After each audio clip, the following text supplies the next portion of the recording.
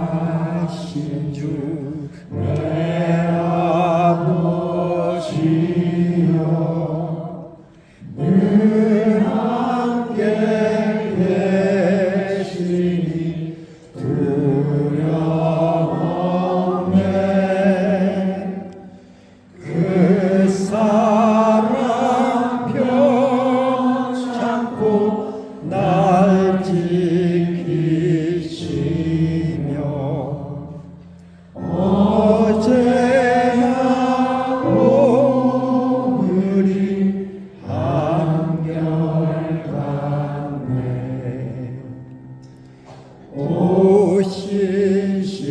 오시시하신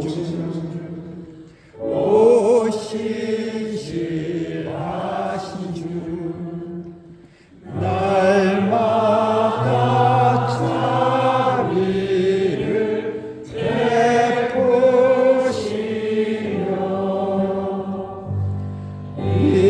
일용할 모든 것 내려주시니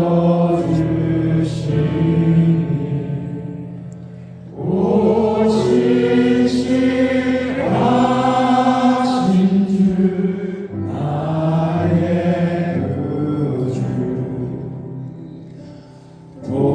봄철과 또 여름 가을과 겨울 해와 달 별들도 다 주의 것 만물의 주 영광 드러내도다. 신실한 주 사랑 나타내네.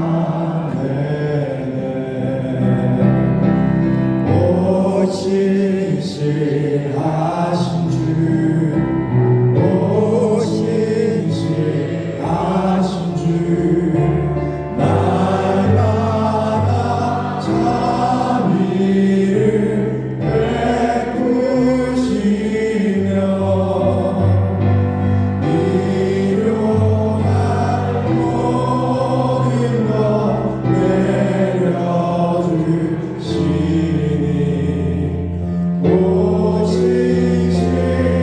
오시시하신 주 나의 오시시하신 주 오시시하신 주 오시시하신 주 날마다 자비를 베푸시며 일용할 모든 것 내려주시니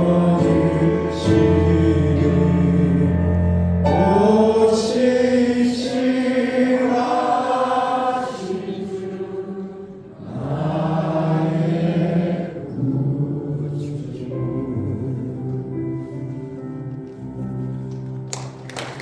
네.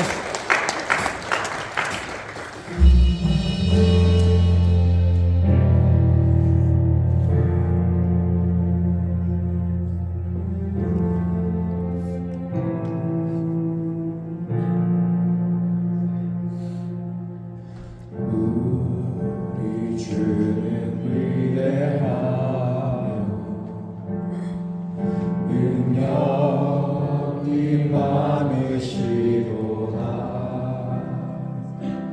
그의 지혜를 끄하며 인자는 영원하도다. 그가 구름으로 하늘을 덮으시며 날 위하여 비주를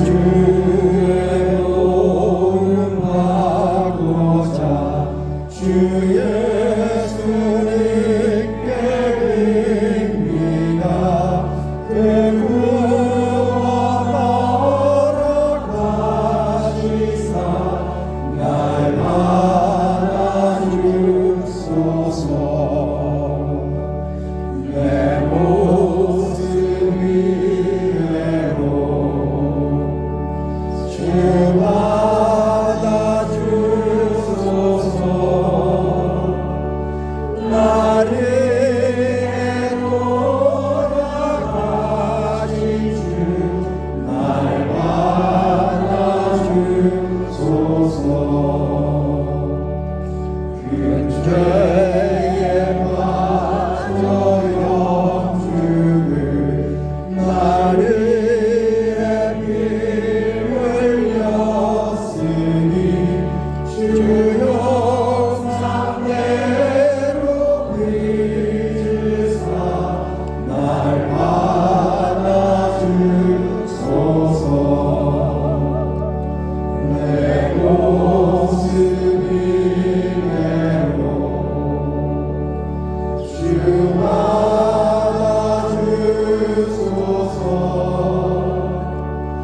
나를 돌아가신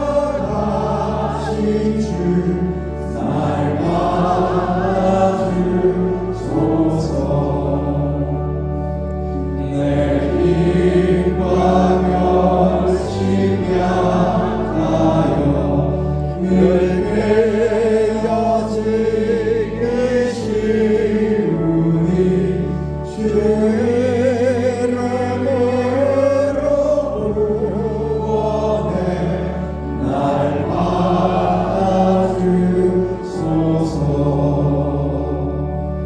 내 모습이 대로 주 받아주소서.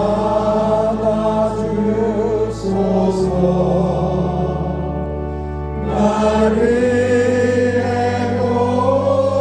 돌아가신 주 날 받아주소서.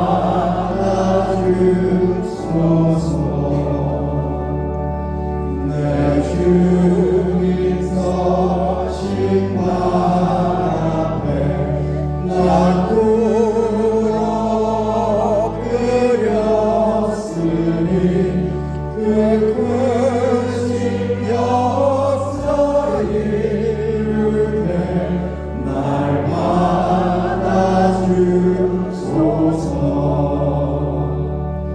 내 모습이 대로 주 받아주소서.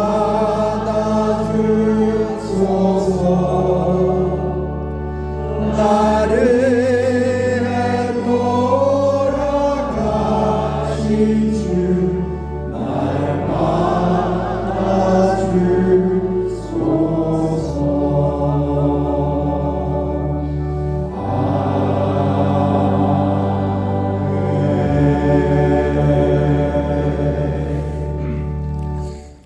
처음이요 마지막이시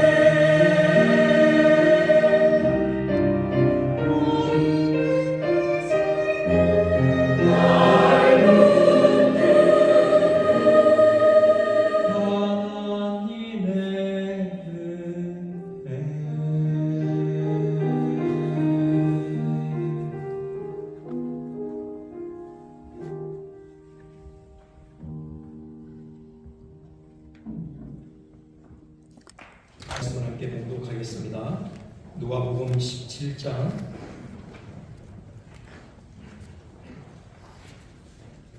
5절로 10절입니다. 누가복음 17장 5절로 10절 우리 교독으로 봉독하겠습니다. 사도들이 주께 여짜오되 우리에게 믿음을 더하소서 하니 주께서 이르시되 너희에게 겨자씨 한 알만한 믿음이 있었더라면 이 뽕나무더러 뿌리가 뽑혀 바다에 심기리라 하였을 것이요 그것이 너희에게 순종하였으리라. 너희 중 누구에게 밭을 갈거나 양을 치거나 하는 종이 있어 밭에서 돌아오면 그더러 곧 와 앉아서 먹으라 말할 자가 있느냐? 도리어 그더러 내 먹을 것을 준비하고 띠를 띠고 내가 먹고 마시는 동안에 수종 들고 너는 그 후에 먹고 마시라 하지 않겠느냐? 명함대로 하였다고 종에게 감사하겠느냐? 같이 너희도 명령받은 것을 다 행한 후에 이르기를 우리는 유익한 종이라 우리가 하여야 할 일을 한 것뿐이라 할지니라. 아멘. 우리 앞뒤 좌우간 인사 나누실까요? 따스한 봄날인데 한 주간 잘 지내셨습니까? 네, 이 복된 주일 아침에 다시 뵙게 돼서 반갑고 사랑하고 축복합니다. 네. 여러분 표정을 보니 진짜 반가우신 것 같긴 해요. 네, 감사합니다. 이 비유는요, 소위 유익한 종의 비유라고 일어날 수 있죠. 이 비유가 이제 그 배경을 보면은 용서에 대한 주님의 가르침으로부터 시작이 돼요.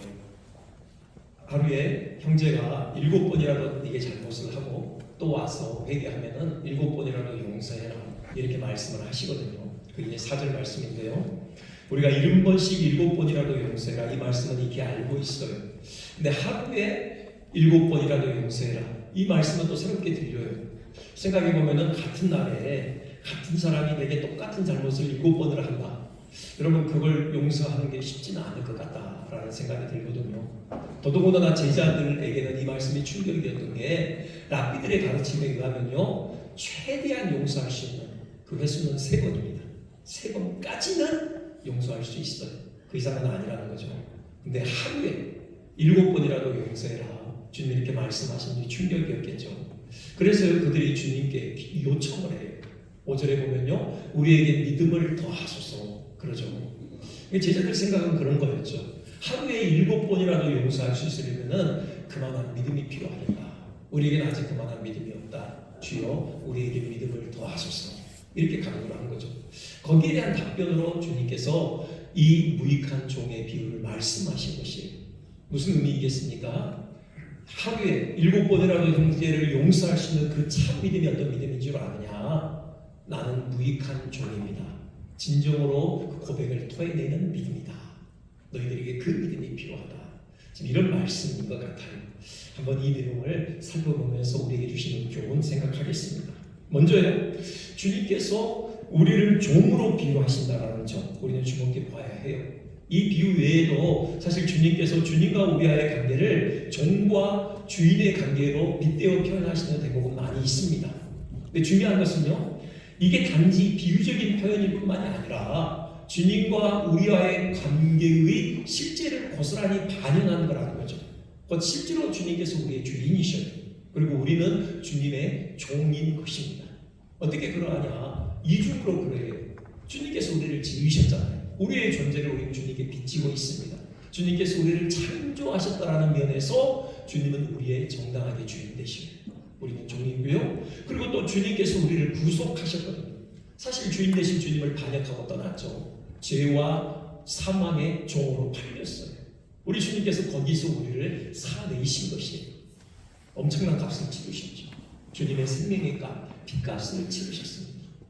이걸 사실 담아내는 그 주님의 외침이 있죠. 십자가상에서 내가 다 이루었다 라고 외치셔요. 그 다 이루었다, 거기에 해당하는 그 히라보 그리스어가요 잘 아시겠지만 테텔레스타이라는 단어이고 그 원뜻은 값을 치르다 라는 뜻이에요. 상업적인 용어입니다. 그러니까 당시의 로마 사회는 노예제 사회였잖아요. 그러니까 노예를 사고 파는 일이 일상화되어 있던 사회예요. 내가 노예가 필요해요? 그러면 시장으로 나가요. 거기에 진열되어 있는 노예 중 마음에 드는 노예를 내가 고르는 거죠. 그리고 거기에 대한 정당한 값을 치르는 것입니다. 그리고 사는 것이 그때부터 나의 소유가 되는 거예요. 바로 이것을 항의하고 있어요. 우리가 죄와 사망의 종으로 팔려 있는데요, 주님께서 거기서 우리를 살리시고 피값을 치르고, 그래서 우리는 정당하게 주님의 종이 된 것입니다. 주님께서는 우리의 주인이 되신 것이고, 이렇듯 창조주이시기 때문에 우리는 주님의 종이고요, 또 구속주이시기 때문에 우리는 주님의 종입니다. 이중으로 주님은 우리의 주인 되시고 우리는 그의 종이라는 거죠. 우리가 주님의 종이다, 이 사실이 함의하는 가장 큰 특징, 그게 뭘까요? 그건요, 자기 결정권이 없다는 겁니다. 우리에게 권한이 없다는 겁니다. 우리 스스로를 억어할 권한은요, 전적으로 우리 주님께 있어요. 그게 노예의 특징입니다. 당시 로마 사회에서 노예들은요, 법적으로 아무런 권한이 없어요. 철저하게요, 노예는 인격이 아니라 물건 취급을 당했죠. 주인의 재산으로 여겨졌던 것입니다. 노예의 생사 여탈권이 전적으로 주인에게 있었어요. 마찬가지로 우리도 주님의 종으로서 아무런 권한이 우리에게 없어요. 자기 결정권이 없습니다. 모든 권한은 오롯이 우리의 주인 대신 주님께 있는 것이죠. 자, 이 비유가 시작된 배경, 형제를 용서하는 거라고 했어요. 형제를 용서하는 것과 과연 우리가 주님의 종이라는 이 사실과 무슨 관련이 있습니까? 관련이 있죠. 우리에게는 권한이 있다고요. 그 권한에는 바로 형제를 미워할 권한도 포함이 되죠. 형제에게 안갚음할 복수할 권한도 포함이 되는 것입니다. 우리에게 그런 권한이 없어요. 그렇기 때문에 우리는 형제를 용서할 수밖에 없는 것이죠. 여기 로마서 12장 19절 그렇게 말씀하셔요. 너희가 친히 원수를 갚지 말고 하나님의 진노하심에 맡기라. 원수 갚는 것이 하나님께 있다. 우리에게는 원수 갚을 권한이 없다라는 겁니다. 형제를 미워할 권한조차 없다라는 거예요. 그래서 하나님께 맡기라는 것이죠. 하나님께서 대신 갚아주신다는 겁니다. 우리가 할 수 있는 일은요, 용서예요. 할 수 있는 한 형제와의 화목을 도모하는 일이 우리가 해야 될 절거라는 거죠. 원수 갚는 것뿐만이 아니라 우리의 모든 권리를 우리는 주님께 다 내어드려야 해요. 모든 권리를 주님께 내어드린다. 그것의 비결이 뭐겠습니까? 순종이죠. 주의 말씀에 순종하는 것, 그 안에 우리의 모든 권리 포기가 담겨 있어요. 이것이요, 이 비유를 통해서 주님께서 우리에게 들려주시고자 하시는 핵심 메시지 중에 하나인 것이죠. 순종이 종의 마땅한 태도라는 것입니다. 여기 비유 속 종을 보면요, 온종일 고되게 노동을 해요.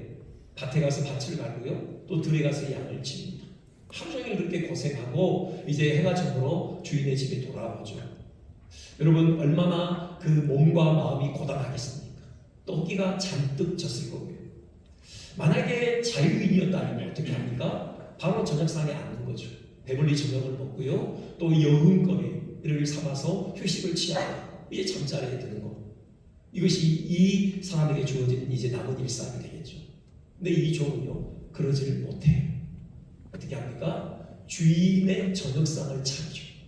그리고 주인이 저녁을 마음껏 먹을 때까지 그 옆에서 때를 띄고 시중을 듭니다.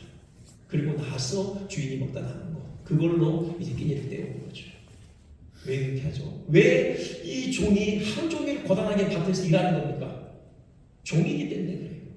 주인이 그렇게 명했거든요. 그 고단하게 일하고 돌아와서도 왜 쉬지 못하고 주인이 저녁상을 차리고 왜 주인 곁에서 시중을 드는 겁니까? 종이기 때문에 그래요. 주인이 그렇게 명령했기 때문인 것이죠. 종은요, 자기 결정권이 없다고요. 자기가 원하는 대로 못한다고요. 오직 주인이 명하는 대로 행할 따름인 것이죠. 주님이 우리에게 말씀하시는 거예요. 우리는 주님의 종으로서 그런 존재라는 거죠. 전적으로 주인 되신 주님께 순종해야 할 존재라는 것입니다. 그런데요, 정말 감사한 것은 주님께서는 결코 악독한 주인이 아니시라는 거죠. 종들을 못 살게 구는 주인이 아니세요. 종의 복지는 안중에도 없고 오직 자기만 아는 그런 주인이 아닙니다. 종인 우리는 배고파 쓰러지든 말든 주님 자신의 배만 채우면 되는 그런 주인이 아니시라는 거예요. 사실요, 주님께서 먼저 우리를 위해 종노릇 해주셨어요. 종처럼 우리를 섬겨주셨습니다. 앞서도 말씀드렸듯이 주님께서 우리의 주인 되시기 위해서 당신의 생명의 값을 치러주셨잖아요. 십자가에서 살을 찢고 피 흘리시는 이런 엄청난 종노릇을 행하셨다고요. 마치 종이 하듯이요 우리에게 식탁을 베풀어 주셨어요. 굶주린 우리의 영혼을 채워주시기 위해 친히 식탁을 마련해 주신 것이죠. 이게 바로 십자가 아닙니까? 그 십자가에서 찢기신 살, 그 십자가에서 흘리신 피로 마련된 최고의 식탁을 우리에게 베풀어 주신 것이죠. 주님께서 먼저 종과 같이 우리를 섬겨주신 것입니다. 그래서 우리는 기꺼이 주님을 섬길 수 있어요. 당시 로마 사회 노예들, 강제로 권리를 빼앗긴 자들이죠.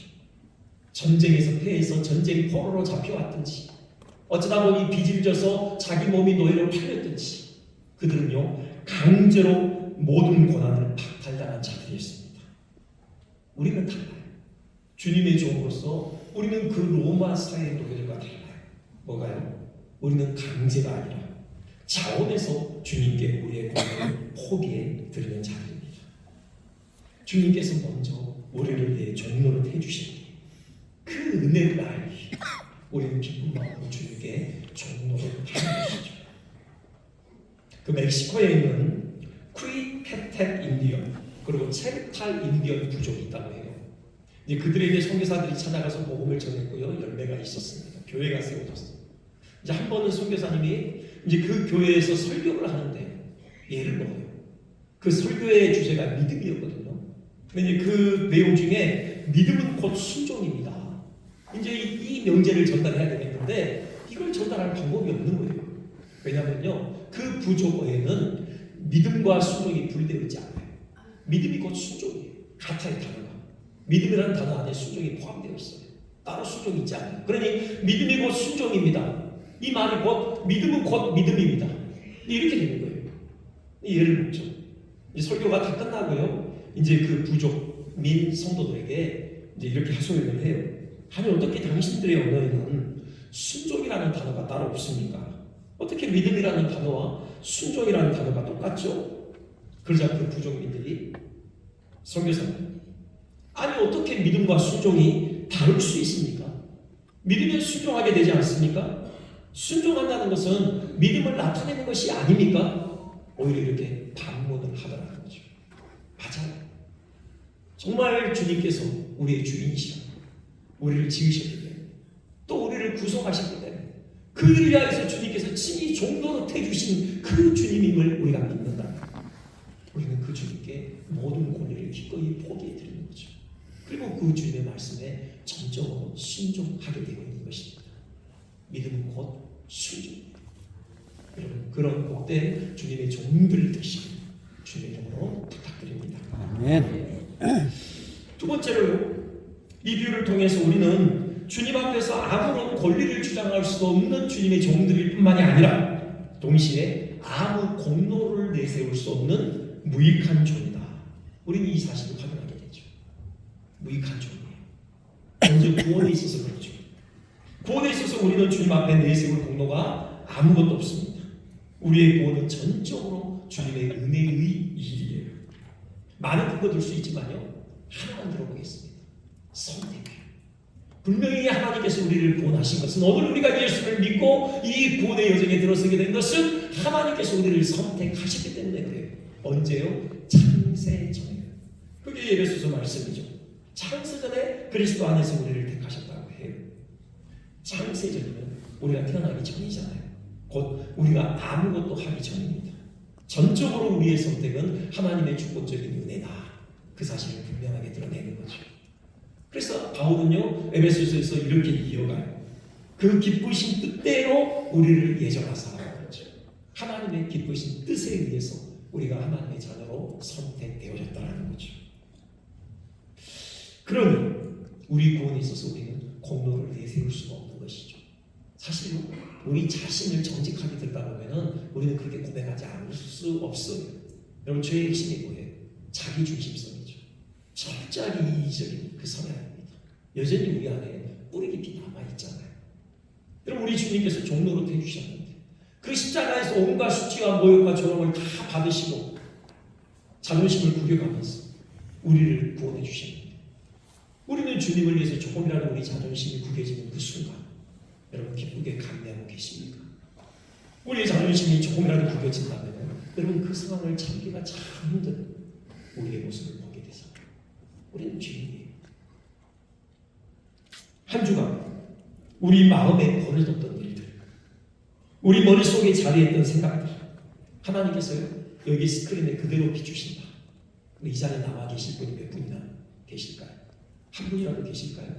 저는 자신이 없어요. 바로 도망갈 겁니다. 얼마나 추한 생각들, 추한 마음들이 제 마음에 스쳐 지나가는지 자리에 있는지 몰라요. 우리는 죄인이에요.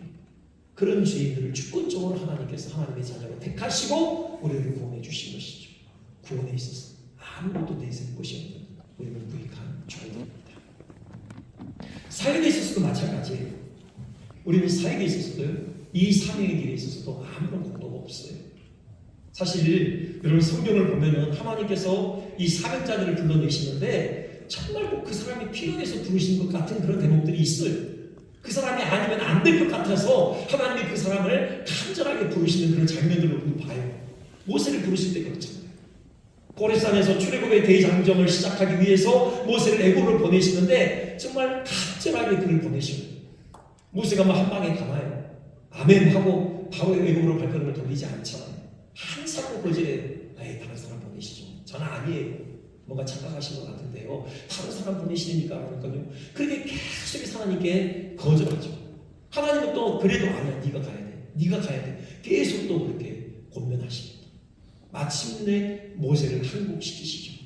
결국은 모세가 발걸음을 돌려서 애굽으로 향하거든요. 이 장면을 보면은 뭐 하나님은 모세가 그토록 필요하셨나? 모세가 아니면 그 출애굽의 그 위대한 구원 역사를 이루실 수 없었나? 오해하시고 있어요. 네, 아닙니다. 그렇지 않아요. 모세가 꼭 필요해서 모세를 부르신 게 아니에요. 모세 없으면 하나님이 출애굽의 역사를 일으키실 수 없어서 하나님이 그렇게 하신 게 아니라고요. 모세를 그 영광스러운 일에 동참하도록 기회를 주시고 싶으셨던 거예요. 얼마든지 하나님 혼자 하실 수 있으세요. 창조를 보셔요. 이 광활하게 펼쳐져 있는 우주 만물을 하나님께서 지으셨는데요. 하나님은 홀로 하셔요. 그 누구의 도움도 받지 않으셔요. 사기 하나님께서 단독으로 이루신 사역입니다. 구원, 재창조죠. 이 창조의 회복이요. 얼마든지 하나님 혼자 하실 수 있으세요.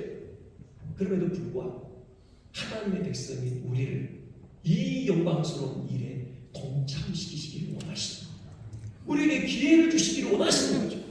그래서 한사코 모세를 설득하셔서 애굽으로 보내시는 겁니다. 마찬가지예요. 우리가 이 사명의 길에 들어서고 전적으로 하나님의 은혜입니다. 아멘. 이 사명 감당하는 그 모든 과정 하나님께서는 은혜로 함께 하셔요. 그 모세를 부르시는 그 장면 보면요. 거기 12절에 이렇게 말씀하셔요. 내가 반드시 너와 함께 있으리라. 한 번만 하시는 게 아니라요. 두 번 더 말씀하셔요. 내가 너와 함께 할 것이다. 하나님께서 우리와 함께 하시다. 모세가 애굽으로 발걸음을 돌리는 그 장면을 이렇게 묘사하고 있어요. 20절인데요. 애굽으로 돌아가는데 모세가 하나님의 지팡이를 손에 잡았더라. 하나님께서 함께 하신다라는 그 사실을 이렇게 극적으로 묘사하고 있어요. 전 이게 이렇게 읽혀요. 모세가 하나님의 지팡이를 손에 잡고 있는데요. 저는 이 말씀이 하나님께서 모세를 그 손으로 붙들고 계시는 것 같아요. 모세가 하나님의 손에 붙잡힌 지팡이처럼 보인다는 거예요. 실제로 그래요. 하나님께서 가시는 겁니다. 하나님께서 주도적으로 가시는데 모세를 그 손에 딱 쥐고 지팡이처럼 쥐고 가시는 거예요. 하나님께서 출애굽의 그 위대한 역사를 하시는 거예요. 결정적으로 하나님께서 하시는 거예요. 마찬가지입니다. 우리가 이 길에 이 사명의 길에 들어선 것도 하나님의 은혜이고요.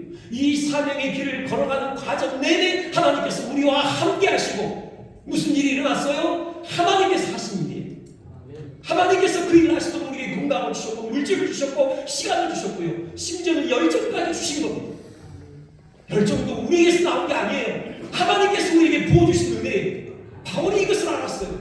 아까 우리 스타일의 찬양에서 그런 고백을 했는데 바울이 그렇게 고백해요. 나에게 된 것은 하나님의 은혜로 된 것이다. 내가 모든 사람보다 더 많이 수고했다. 맞죠? 바울은 엄청나게 수고했어요. 근데 바울은 알았어요. 그 열정, 그 그 수고가 자기로부터 비롯된 게 아니라 하나님께서 부어주신 내 결과라는 것을 나와 함께하신 하나님의 은혜로 고백을 하는 거죠.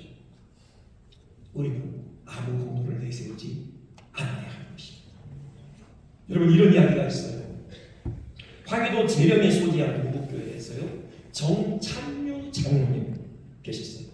황해도에서 참 소문난 학부였습니다.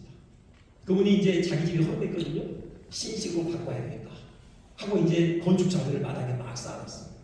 앞으로 바뀔 그 새 집을 그려보니 얼굴에 미소가 절로 지어지죠.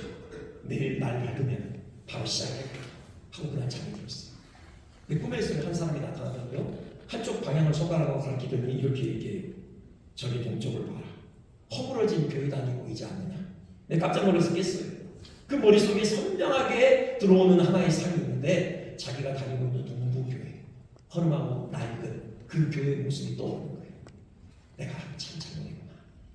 하나님의 교회는 이렇게 낡고 허름한 채로 있는데 내 집만 고치려 오겠구나 하고요. 그날부터 자기 재산 털어서 교회 건축원금으로 바칩니다. 그 돈이 당시에 3만 환이었다고 하는데 오늘날 화폐 가치로 한 30억 정도 된다는 얘기가 있습니다. 3만 평의 땅을 사서 교회를 건축해 멋지고 아름답게 지었습니다. 헌당 예배를 드리는 날 온 교인이 감동에 가는 거죠. 교인들이 마음에 하나가 돼서요, 벌인 일이 있어요. 그 교회당, 그 머릿돌에 정찬유 장로 기념 예배당 글귀를 새겼어요. 그날부터 이 장로님이 그 교회에 나오지 않는 겁니다. 알아보니까요, 저 멀리 다른 마을에 있는 작은 교회를 다녀요. 깜짝 놀라서 목사님과 교회들이 장로님을 찾아요. 장로님, 아니 이렇게 멋지게 교회를 지어놓고 다른 교회를 나가시는 이유가 뭡니까? 우리가 뭘 잘못했습니까? 무슨 섭섭한 일이 있으셨습니까? 장로님이 이렇게 답변합니다. 제가 지금까지 동부교회에 출석한 것은 그 교회의 주인이 예수 그리스도이셨기 때문입니다. 그런데 이제는 그 교회의 주인이 바뀌어서 정찬유 장로가 지은 정찬유 개인의 교회가 되어버렸습니다. 저는 더 이상 사람이 주인으로 앉아있는 교회에 다닐 수 없습니다. 그제서야 목사님과 교인들이 즉시 가서 그 예배당에 머릿돌에 새겨져 있는 글귀 정찬유 장로 기념 예배당 이거 지워버렸어요. 당시 장로님이 이런 고백을 했다고 하는데, 내가 교회당 건축을 위해 성공을 할 수 있었던 것은 내가 잘나서가 아닙니다. 하나님께서 내게 복 주셔서 그만한 일을 할 수 있도록 하셨기 때문이죠. 나는 그 일을 심부름한 것뿐이지 원래부터 내 것이 아니었습니다. 나는 아무것도 한 것이 없습니다.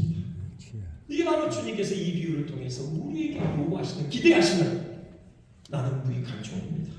나는 그저 하여야 할 일을 한 것뿐입니다. 바로 그 고백인 것이죠. 이런 고백이 우리의 삶에 가득하기를 주님의 이름으로 축원드립니다. 여러분, 그럴 때 놀라운 비밀이 있어요. 이 무익한 종이라는 진정 어린 고백이요, 우리를 주님 앞에 유익한 종으로 세운 것입니다. 이런 역설이 있어요. 복음은 이런 역설로 가득합니다.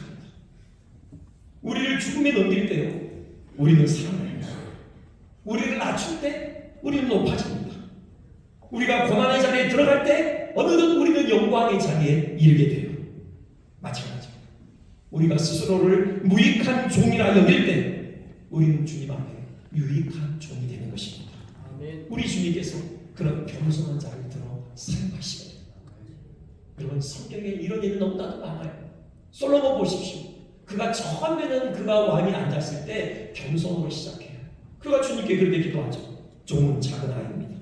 출입할 줄을 알지 못합니다. 주님이 이 고백 받으시고요, 그에게 전무후무한 지혜와 분기화를 쏟아 부어주시잖아요. 나의 집은 문화세 중에 극히 약하고 나는 내 아버지 집에서 가장 작은 자니이다. 기도원의 고백이죠. 이 고백 받으시고요, 기도원을 들어서 미디안의 손에서 이스라엘을 구원하는 놀라운 역사 일으키셨습니다. 바울이 내가 나된 것은 하나님의 은혜라고 고백했죠. 그의 또 다른 고백이 있습니다. 죄인 중에 내가 괴수입니다. 이 고백을 들으시고 그 겸손한 바울을 들었어요. 하나님께서 소아시아를 넘어서서 로마 제국의 심장부인 로마의 하나님 나라를 세운 그 귀한 사역을 만드신 것이죠. 나는 유익한 종이라는 진정으로 고백의 그 현장, 우리는 유익한 종으로 서게 되는 것입니다. 이것만 말씀드리겠는데요. 이 역설의 비밀, 테레사 수녀의 이 고백을 통해서 우리가 풀어볼 수 있을 것 같아요. 그는 자기를 작은 몽당 연필로 여겼습니다. 실제 키가 작았잖아요. 이렇게 고백해요. 나는 주님이 쥐고 있는 몽당 연필에 지나지 않습니다. 주님께서는 그 연필을 자를 수도 있고 깎을 수도 있죠. 언제 어디서도 뭔가 쓰고 싶으면 쓰시고 그리고 싶으면 그리실 수 있습니다. 멋진 그림을 보거나 감동적인 글을 읽을 때 우리는 미술도구나 연필을 칭찬하지 않죠. 그것을 사용해서 그 위대한 작품을 만들어낸 작가를 칭찬합니다. 온갖 영예와 영광이 영원히 우리 주 하나님과 함께 하리라. 여러분, 이 안에 비밀이 담겨 있어요. 우리가 주님의 손에 쥐어진 몽당 연필이 될 때요, 주님은 마음껏 우리를 통해서 주님께서 구성하신 멋진 그림을 확하게 담아내시는 거예요. 주님이 쓰고자 하시는 그 멋진 명문을 주님이 써내려 가시는 것이에요. 일의 훈련이 필요하죠. 우리를 닦으셔야 합니다. 우리를 잘라내실 때도 있어요. 그러면 그때 우리는 순종하는 겁니다. 겸손히 받아들이는 거죠. 그때 놀라운 주님의 역사를 일으키는 도구가 되는 것이죠. 몽당 연필은요, 그 영광을 자기가 받기로 오지 않아요. 오직 영광은 자기를 사용하신 작가 되신 주님께 돌리죠. 자기는요, 그 선한 일에 도구된 것, 그것 하나로 감사가 넘쳐나는 것입니다. 이런 은혜가 우리 모두에게 있으시기를 주님의 이름으로 축원드립니다. 아멘.